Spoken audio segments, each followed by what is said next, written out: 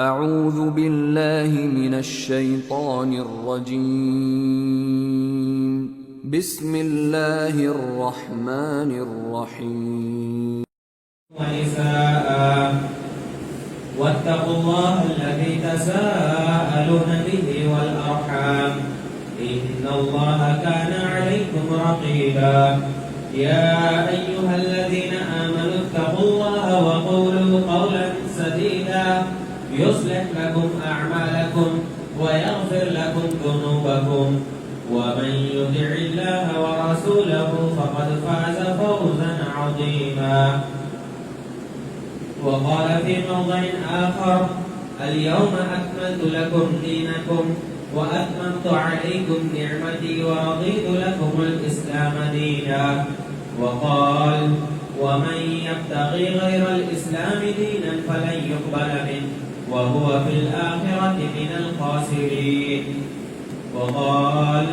وأطيعوا الله والرسول. وقال النبي صلى الله عليه وسلم افترقت اليهود على 71 فرقة فواحدة في الجنة و70 في النار. وافترقت النصارى على 72 فرقة ف71 في النار وواحدة في الجنة. والذي نفس محمد صلى الله عليه وسلم بيده لتفترقن أمتي على 73 فرقة واحدة في الجنة و72 في النار. قيل يا رسول الله صلى الله عليه وسلم من هم؟ قال الجماعة. أخرجه ابن ماجه. رب اشرح لي صدري ويسر لي أمري واحلل عقدة من لساني يفقهوا قولي. رب زدني علما نافعا رب زدني علما نافعا رب زدني علما نافعا.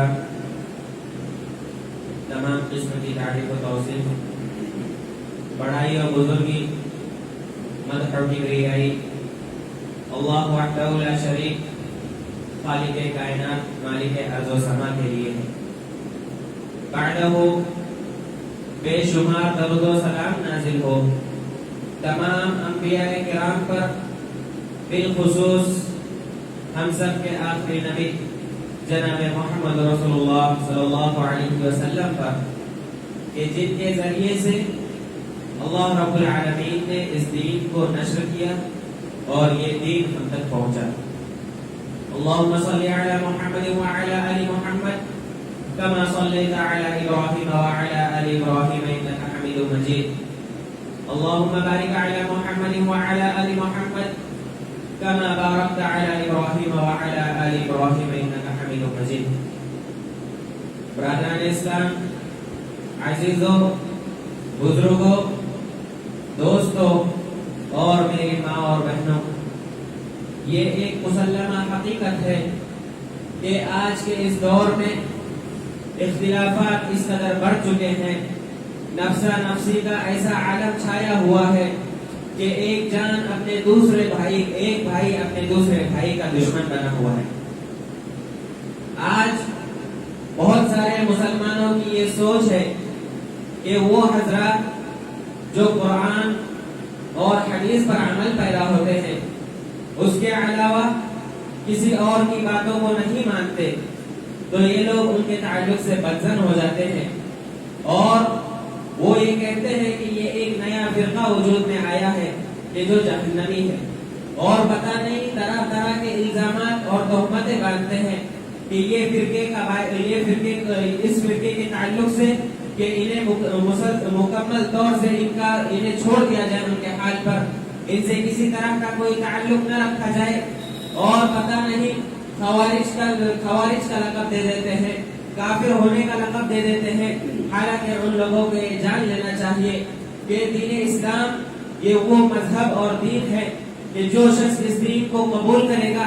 اس دین کو ایکسپٹ کرے گا اور قرآن اور حدیث کے مطابق اپنی زندگی گزارے گا، تو وہی شخص قیامت کے دن کامیاب اور فوز و فلاح پانے والوں میں سے ہوگا.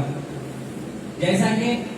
اللہ رب العالمین نے قرآن مجید میں اس چیز کا واضح طور پر ارشاد فرمایا کہ الیوم اکملت لکم دینکم واتممت علیکم نعمتی ورضیت لکم الاسلام دینا، کہ آج کے دن میں نے تمہارے لیے تمہارے دین کو مکمل کر دیا ہے اور تمہارے لیے دین اسلام سے راضی ہو چکا ہوں، ورضیت لکم الاسلام دینا، تمہارے لیے میں دین اسلام سے راضی ہو چکا ہوں۔ اب یہاں پر غور کرنے کی بات یہ ہے کہ دین اسلام مکمل طور پر اللہ رب العالمین نے مکمل کر دیا ہے، یعنی اس چیز کے اندر، اس دین کے اندر کسی بھی چیز کو نہ بڑھایا جا سکتا ہے اور نہ ہی گھٹایا جا سکتا ہے۔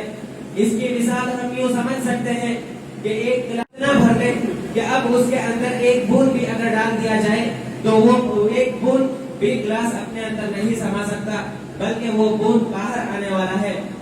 یہی مثال بالکل دین اسلام کی ہے کہ اللہ رب العالمین نے دین اسلام کو مکمل کر دیا ہے اور اس کے اندر کسی بھی طرح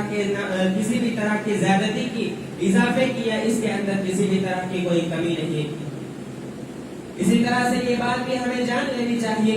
کہ اگر ہمیں فوز و فلاح پانی ہے دونوں جہانوں میں، دنیا کے اندر بھی اور آخرت کے اندر بھی، تو ہمیں چاہیے کہ ہم دین اسلام کو قبول کریں۔ اللہ رب العالمین نے دوسری جگہ پر ارشاد فرمایا کہ وَمَن يَبْتَغِ غَيْرَ الْإِسْلَامِ دِينًا فَلَن يُقْبَلَ مِنْهُ، کہ جو شخص بھی دین اسلام کے علاوہ کسی اور دین کو اپنائے گا تو اس کے ذریعے سے اس کا دوسرے دین کو اپنانا، کسی بھی اعمال، کوئی بھی اس کے اعمال قبول نہیں ہوگے۔ تو گویا کہ اس آیت کریمہ کے ذریعے سے بھی ہمیں یہ بات معلوم ہوتی ہے کہ ہم دین اسلام کے پیروکار بنے، قرآن اور سنت کے مطابق اپنی زندگی گزارے۔ اللہ رب العالمین نے جن چیزوں کے کرنے کا حکم دیا، یا آپ صلی اللہ علیہ وسلم نے جن چیزوں کے کرنے کا حکم دیا ہے، صرف انہی چیزوں کو مانے اور جو صحیح حدیث سے اور جو قرآن سے ثابت ہو اسی پر عمل کرے۔ اس کے علاوہ جتنی بھی چیزیں ہمارے سامنے آئے، کسی امام کا قول کیوں نہ آئے، اگر وہ امام کا قول آپ صلی اللہ علیہ وسلم کے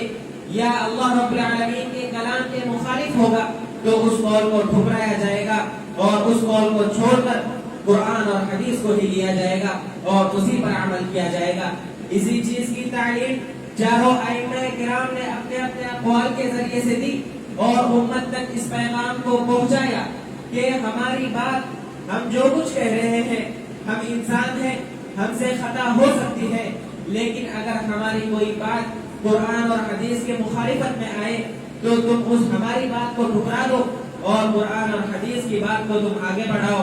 اور اس پر عمل کرو۔ یہی نہیں بلکہ ان ائمہ کرام نے اپنے اعمال کے ذریعے سے بھی اس چیز کی وضاحت کر دی کہ وہ اگر کسی قول پر پہلے تھے، لیکن جب ان کے سامنے قرآن اور حدیث کے ذریعے سے وہ مسئلہ واضح ہو گیا،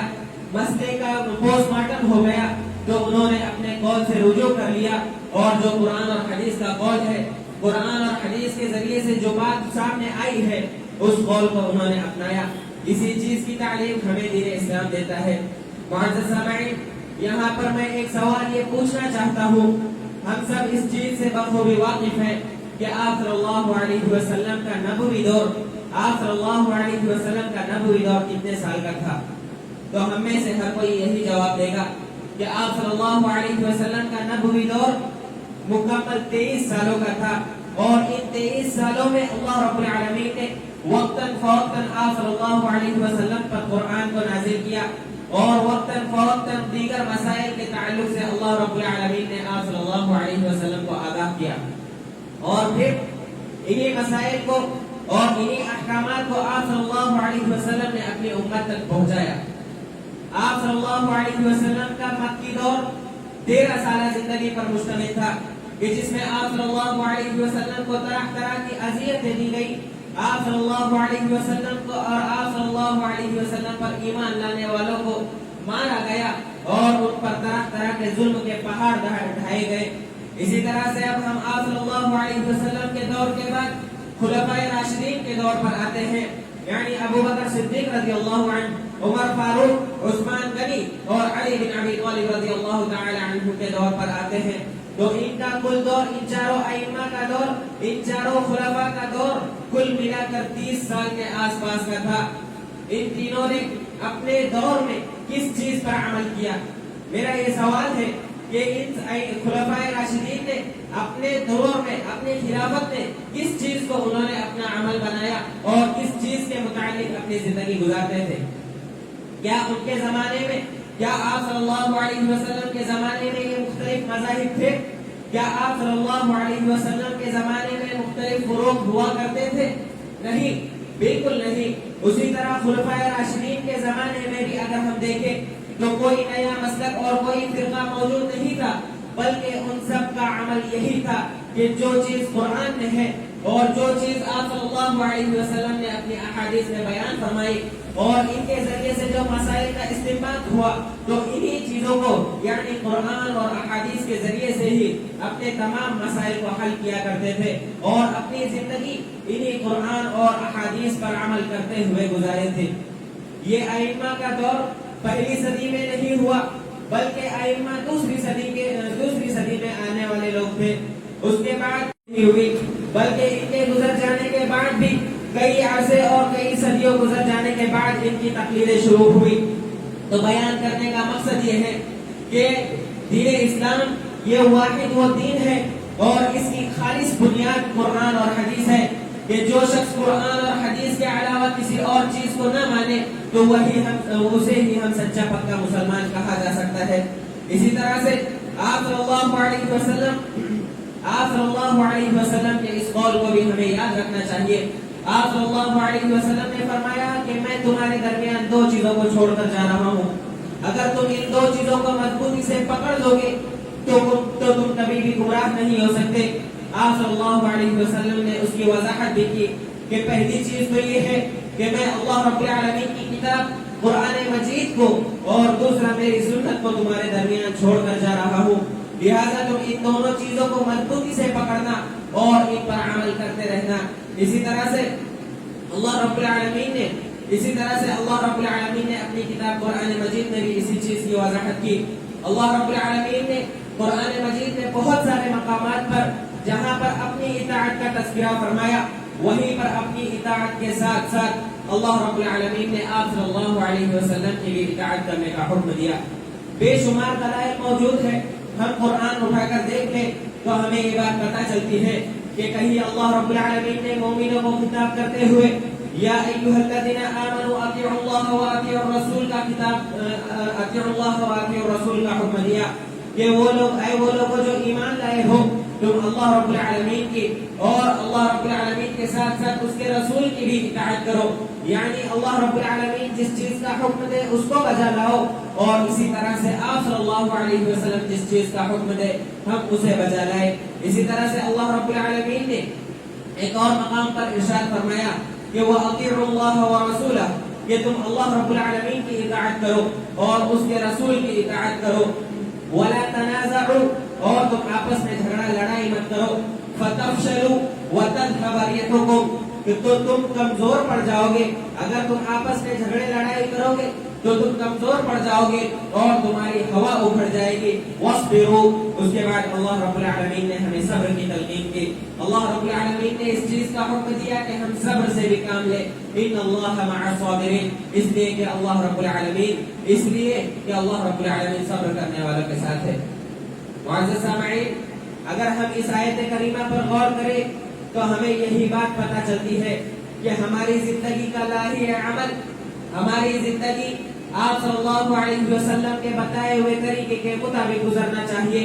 آپ صلی اللہ علیہ وسلم نے جن چیزوں کے کرنے کا حکم دیا ہے انہی چیزوں کو کیا جائے اور جن چیزوں سے منع کیا ہے ان چیزوں سے روکا جائے، جیسا کہ وَمَا آتَاكُمُ الرَّسُولُ فَخُذُوهُ وَمَا نَهَاكُمْ عَنْهُ فَانْتَهُوا کہ رسول جو تمہیں دے تم اسے لے لو اور جس چیز سے منع کرے اس سے رک جاؤ۔ ان تمام دلائل کے ذریعے سے یہ بات بالکل واضح ہو جاتی ہے کہ ہماری زندگی کا اصل مقصد یہ ہے کہ ہم زندگی میں جن اعمال پر عمل کریں اور جو کچھ بھی ہم مانیں وہ ہمارا ماننا اللہ رب العالمین کی کتاب قرآن سے اور آپ صلی اللہ علیہ وسلم کی احادیث سے ماخوذ ہونا چاہیے۔ اللہ رب العالمین نے دوسرے مقامات پر، کئی مقامات پر اللہ رب العالمین نے جہاں پر اپنی اطاعت کے ساتھ آپ صلی اللہ علیہ وسلم کی اطاعت کا تذکرہ فرمایا، وہیں پر اللہ رب العالمین نے آپ صلی اللہ علیہ وسلم کی اطاعت کرتے ہوئے اس چیز کا حکم دیا، آپ صلی اللہ علیہ وسلم کی اطاعت کرنے کا حکم دیا، اور اللہ رب العالمین نے یہ واضح فرمایا کہ جو شخص رسول کی اطاعت کرے گا، جو شخص نبی صلی اللہ علیہ وسلم کی باتوں کو مانے گا، تو گویا کہ اس نے اللہ رب العالمین کی اطاعت کی، جیسا کہ اللہ رب العالمین نے سورہ نساء کے اندر ارشاد فرمایا کہ وَمَن يُطِعِ الرَّسُولَ فَقَدْ أَطَاعَ اللَّهَ، کہ جس شخص نے بھی رسول کی اطاعت کی، جس شخص نے رسول کی بات کو مانا، قرآن اور حدیث پر عمل کیا، تو گویا کہ اس نے اللہ رب العالمین کی اطاعت کی۔ لیکن افسوس ہوتا ہے کہ آج کے ان نام و نہاد مسلمانوں پر جو دین کے نام پر بدعتیں ایجاد کرتے ہیں، دین کے اندر نئی نئی طرح طرح کی چیزیں ایجاد کرتے ہیں، جن کا دین سے کوئی تعلق نہیں، اور اس پر اس طرح سے عمل کرتے ہیں کہ گویا کہ وہ دین کا حصہ ہے۔ اور یہ بات یہیں تک محدود نہیں رہتی، بلکہ اس بدعت کو وہ لوگ پھیلاتے ہیں اور لوگوں میں ان بدعات کو نشر کرتے ہیں، تاکہ دوسرے لوگ بھی ان بدعات پر عمل کر کے اپنے آپ کو جہنم کا مستحق بنا سکے۔ جیسا کہ خطبہ حاجہ میں ایک چیز یہ پڑھی جاتی ہے کہ وَشَرَّ الْأُمُورِ مُحْدَثَاتُهَا، کہ سب سے برا کام یہ ہے کہ دین کے اندر کوئی نئی چیز ایجاد کرنا ہے۔ جب دین کے اندر کوئی نئی چیز ایجاد ہوگی تو گویا کہ وہ بدعت شمار کی جائے گی۔ وَشَرَّ الْأُمُورِ مُحْدَثَاتُهَا وَكُلَّ مُحْدَثَةٍ بِدْعَةٍ، اور دین کے اندر ہر نئی ایجاد کی گئی چیز بدعت ہے۔ وَكُلَّ بِدْعَةٍ ضَلَالَةٍ، اور ہر بدعت گمراہی ہے۔ وَكُلَّ ضَلَالَةٍ فِي النَّارِ، اور ہر گمراہی جہنم کی طرف لے جانے والی ہے۔ ضرورت اس بات کی ہے کہ ہم اس چیز کو سمجھیں اور اس پر غور و فکر اور تدبر سے کام لیں کہ کس چیز کا حکم ہمیں آپ صلی اللہ علیہ وسلم نے دیا ہے، ہمیں کس چیز سے آپ صلی اللہ علیہ وسلم نے اور اللہ رب العالمین نے منع کیا ہے۔ رکنے کا حکم دیا ہے، ان چیزوں کو کیا جائے، جنہیں کرنے کا حکم دیا ہے انہیں کیا جائے، اور جن چیزوں سے رکنے کا حکم دیا ہے انہیں رکا جائے، اور اس چیز پر غور و فکر کرنے کی ضرورت ہے۔ جیسا کہ ابھی مختلف مذاہب اور مسالک کے ائمہ کے متعلق چھوٹی سی گفتگو کی گئی کہ انہوں نے اپنی امتوں میں، بلکہ انہوں نے یہ وصیت کی کہ ہماری جو کچھ بھی ہماری بات قرآن اور حدیث کے موافق ہوگی تو تم اسے لے لو، اور جو ہماری بات ان دونوں سے مخالف میں ہوگی تو ان چیزوں کو، ان مسائل کو، ہمارے اس قول کو ترک کر دو۔ جیسا کہ اس کا خلاصہ یہ نکلتا ہے کہ اذا صح الحدیث فهو مذہبی، کہ جب صحیح حدیث سے ہمارا کوئی مسلک اور ہمارا کوئی مسئلہ مستنبط ہوتا ہے، ہماری کوئی بات صحیح حدیث کے ذریعے سے واضح ہو جاتی ہے، تو وہی ہمارا مسلک اور وہی ہمارا مذہب ہے۔ اور اس کے برعکس اگر اس کا الٹا معنی لیا جائے تو اگر قرآن اور حدیث ہمارے قول کی مخالفت کرتی ہے تو ہمارے قول کو اور ہماری بات کو تم دیواروں پر ٹھوک کر مارو، ہماری باتوں کو قبول نہ کرو۔ لیکن آج افسوس کے ساتھ یہ کہنا پڑتا ہے کہ انہی تمام مسائل کو لے کر اور انہی کی باتوں کو لے کر لوگ اس قدر اپنے بھائیوں سے دشمنی کر لیتے ہیں، اور اپنے مذہب کو بڑھاوا دینے کے لیے قرآن اور حدیث کی صحیح باتوں کو چھوڑ کر ان ضعیف اور غلط روایات کے ذریعے سے استنباط کرتے ہیں، خود بھی گمراہ ہوتے ہیں اور اپنے دوسروں بھائیوں کو بھی گمراہ کرتے ہیں۔ لیکن ہمارے بھائی سمجھنے کے لیے تیار نہیں ہوتے کہ جو چیز قرآن اور حدیث ہمیں وضاحت کے ساتھ بیان کرتی ہے، لیکن ہم صرف اسی چیز کی وجہ سے ہم ان چیزوں کو ترک کر دیتے ہیں کہ وہ ہمارے اندر تعصبیت کو جنم لیتا ہے۔ اسی طرح سے جب ہم نے یہ جان لیا کہ دین اسلام یہ ایک کامل اور مکمل دین ہے،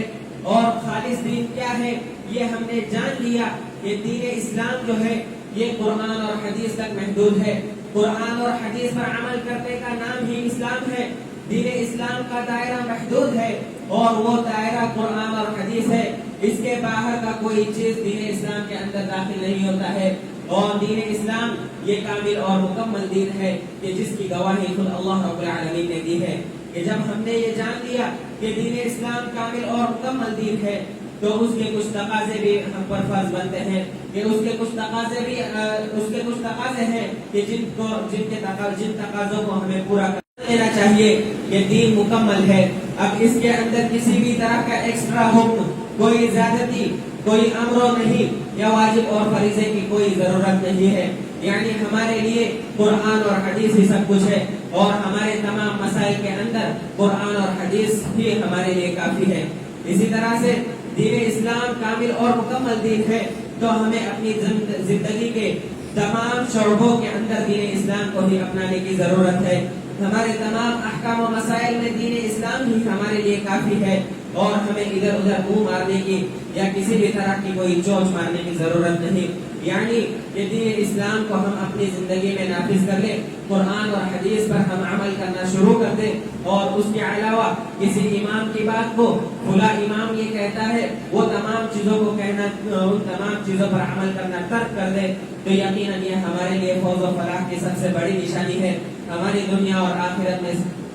بڑی کامیابی اسی کی وجہ سے ہوگی۔ اور ہمیں یہ بات بھی جان لینا چاہیے کہ جو لوگ اللہ رب العالمین کے دین پر عمل کرتے ہیں، قرآن اور خالص قرآن اور حدیث پر عمل کرتے ہیں، تو ایسے لوگوں کی اللہ رب العالمین مدد کرتا ہے۔ زیادہ دور نہ جائیے، صحابہ کرام رضوان اللہ علیہم اجمعین کی ہی زندگی کا مطالعہ کرے کہ انہوں نے جب قرآن اور حدیث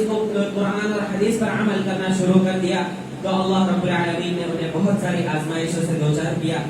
لیکن جس کا ایمان جس قدر پختہ اور مضبوط ہوگا، اللہ رب العالمین کی آزمائشوں میں وہی شخص کامیاب اور کامران ہوگا۔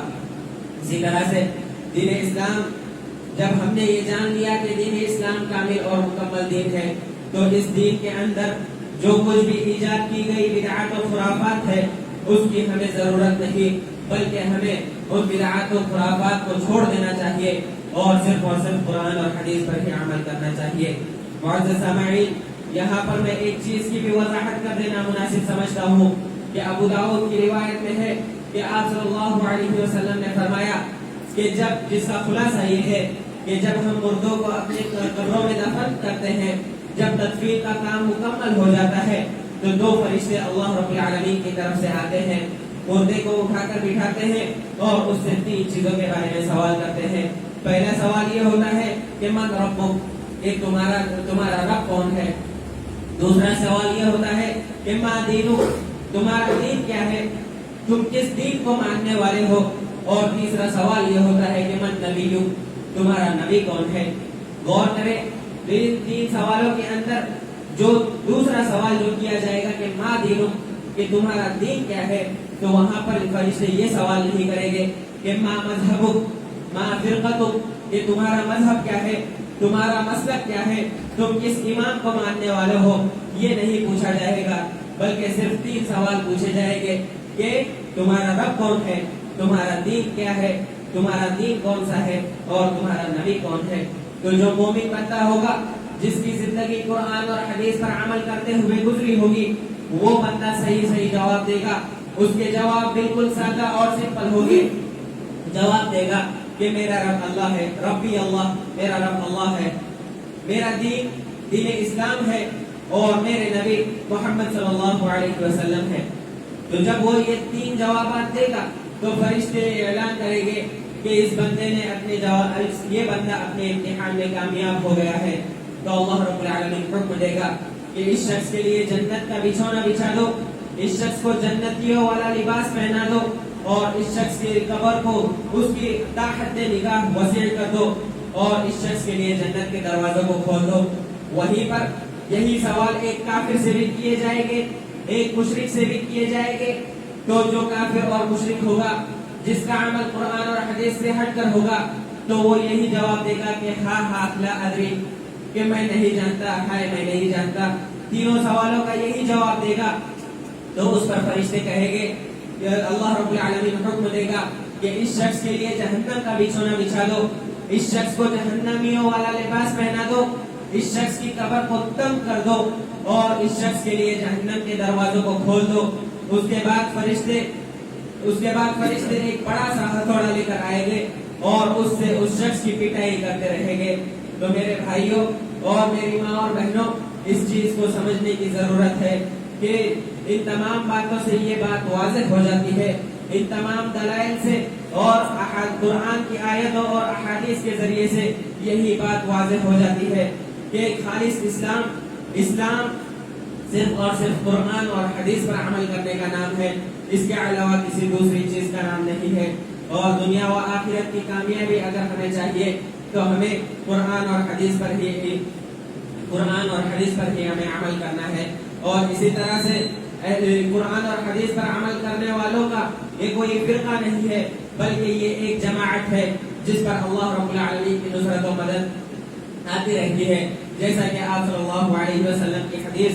جو خطبہ حجہ میں شروع میں ہی پڑھی گئی جس کے اندر آپ صلی اللہ علیہ وسلم نے واضح ارشاد فرمایا کہ یہود جو ہے 71 فرقوں میں بڑھ گئے. ان 71 فرقوں میں ایک فرقہ جنت میں جانے والا, اس کے علاوہ باقی 70 فرقے جہنم میں جانے والے ہیں. نصارہ 72 میں بڑھ گئے, ان 72 میں سے ایک فرقہ صرف جنت میں جائے گا اور باقی 71 فرقے جہنم میں ایک فرقہ جنت میں جائے گا اور باقی 71 فرقے جہنم میں جائیں گے. اسی طرح سے آپ صلی اللہ علیہ وسلم نے قسم کھا کر یہ چیز فرمائی کہ میری امت 73 فرقوں میں بٹے گی اور 73 فرقوں میں صرف ایک فرقہ ہے جو کامیاب ہونے والا, جنت میں داخل ہونے والا ہے اور باقی 72 فرقے جہنم میں جائیں گے. آپ صلی اللہ علیہ وسلم سے پوچھا گیا کہ اللہ کے رسول صلی اللہ علیہ وسلم وہ کون لوگ ہوگے؟ تو آپ صلی اللہ علیہ وسلم نے فرمایا کہ الجماعہ, وہ ایک جماعت ہوگی. اور اس کی تشریح اور اس کی تفسیر اس لفظ کی تفسیر یہ کی گئی ہے کہ اس جماعت سے مراد وہ جماعت ہے جو آپ صلی اللہ علیہ وسلم کے احکامات کو اللہ رب العالمین اور آپ صلی اللہ علیہ وسلم کے احکامات کو قبول کرے گی اور جس طرح سے صحابہ کرام نے اس دین کو قبول کیا اور اس دین پر عمل کیا, ان کے نقش قدم پر چلے گی تو وہی جماعت فوز و فلاح پائے گی اور وہی جماعت کامیاب ہو جائے گی. آخر میں اللہ رب العالمین سے دعا کرتے ہیں کہ الہ العالمین تو ہم تمام لوگوں کو اسلام, خالص اسلام کیا ہے اس چیز کو سمجھنے کی توفیق عطا فرما. الہ العالمین تو ہمیں اپنی زندگی کے اندر قرآن اور حدیث کو ہمارا اسوہ اور نمونہ بنا اور قرآن اور حدیث پر عمل کرنے والا بنا. الہ العالمین ہم نے جو بیمار ہے انہیں شفاء کاملہ عاجلہ نافعہ عطا فرما. الہ العالمین ہم میں جو مقروض ہے تو ان کے قرض کی ادائیگی کا ذریعہ نکال. الہ العالمین ہم میں جو بے روزگار ہے تو انہیں روزگار عطا فرما. الہ العالمین ہم تمام لوگوں کی مغفرت فرما. الہ العالمین ہمارے تمام صغیرہ کبیرہ گناہوں کو معاف فرما. ہمارے وہ بھائی جو انتقال کر چکے ہیں الہ العالمین تو ان کی بھی مغفرت فرما, ان کی قبروں کو نور سے بھر دے اور الہ العالمین تو ہم سب کو جنت الفردوس میں جگہ عطا فرما. آمین. تقبل یا رب العالمین وتب علينا انك انت التواب الرحيم. بارك الله لنا ولكم في القرآن الكريم ونفعني وإياكم بالآيات والذكر الحكيم إنه تعالى جواد كريم ملك برهور رؤوف رحيم.